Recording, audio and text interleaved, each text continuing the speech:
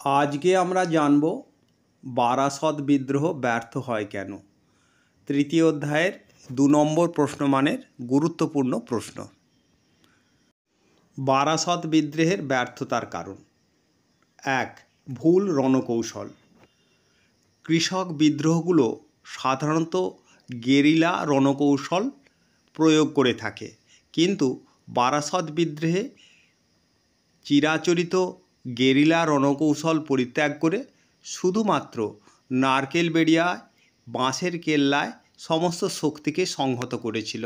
ফলে বিদ্রোহীরা নিজেরাই নিজেদের পরাজয়কে সুনিশ্চিত করেছিল। 2. অসম লড়াই। ব্রিটিশের আধুনিক আগ্নেয়াস্ত্র, বন্দুক ও কামানের বিরুদ্ধে বিদ্রোহীদের আদিম দেশীয় অস্ত্র যেমন তীর, ধনুক, বল্লম, তলোয়ার, বেল, ইট, পাথরের ব্যবহার ব্রিটিশ বাহিনীর জয়লাভকে সুনিশ্চিত করেছিল।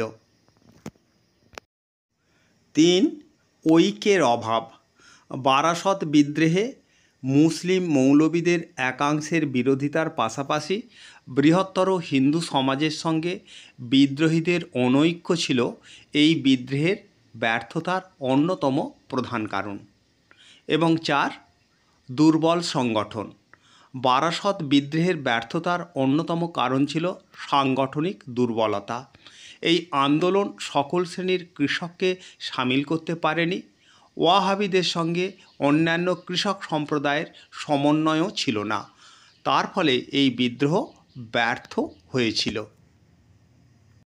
যুদ্ধের সময় বিভিন্ন ধরনের যুদ্ধকৌশল বা রণকৌশল প্রয়োগ করা হয়, যেমন সম্মুখ যুদ্ধ।